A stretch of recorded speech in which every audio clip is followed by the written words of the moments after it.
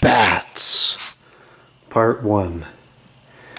I just took most of the stuff out of the garage, and tomorrow the bats are going to get evicted and the ceiling removed. So that squeaking sound that I heard in here several months ago was in fact not mice, it was the bats. And I guess the telltale signs are soil spots like this and like that, which are their designated bathroom areas. And then this streaking is another sign, which is kind of confusing to me in this case because the rafters run perpendicular to these streaks. So I'm not really sure how they're making these streaks or even what these streaks are.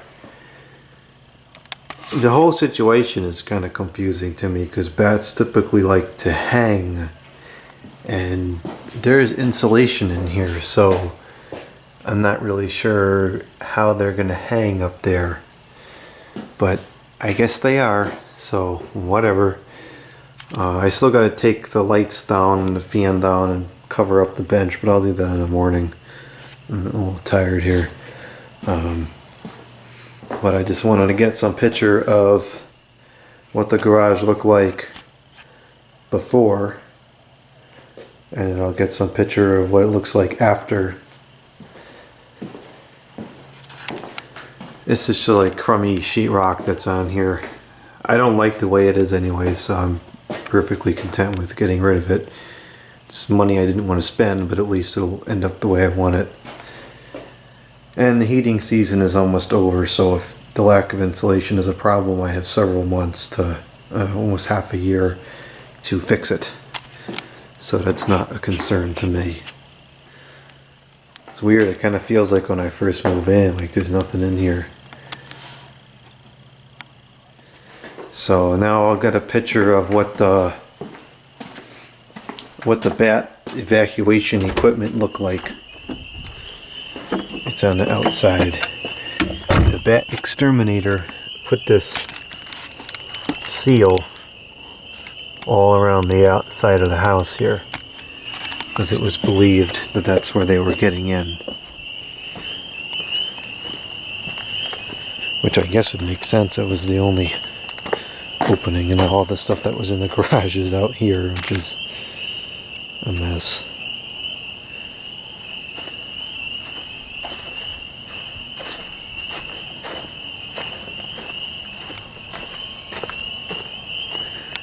So this here is the bat removal contraption. This is, I believe it's called a bat cone. And I don't know if there's any bats in there right now. Hello? Hello? But anyways, I guess the bats can leave through this hole, but they cannot or will not re-enter through it for whatever reason. So that's been here for a couple weeks to give the bats a chance to leave on their own. And then if there's any bats still inside, the exterminator will cancel them out. He'll just, like, I guess, just grab them and throw them outside. I don't know. This is all the stuff that was in the garage. I'm going to get rid of some of this stuff because it just doesn't serve any purpose.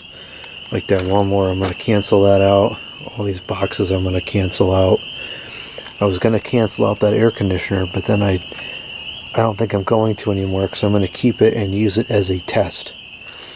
Because I'm going to have to start adding service ports to air conditioners, which I've never done before. You know, I can charge up a system with service ports, but adding service ports and modifying a closed system is something I've never done before. So I'll trial on that one because it's just a cheap piece of junk. It doesn't work anyways. And then if I can successfully get that to work, then I'll be more comfortable hacking away at the vintage units. So, it's echoey in here. So that's that. The garage is pretty much cleared out, which is a pain in the neck, but at the same time it was kind of good because it forces me to clean it up. So that's that. And then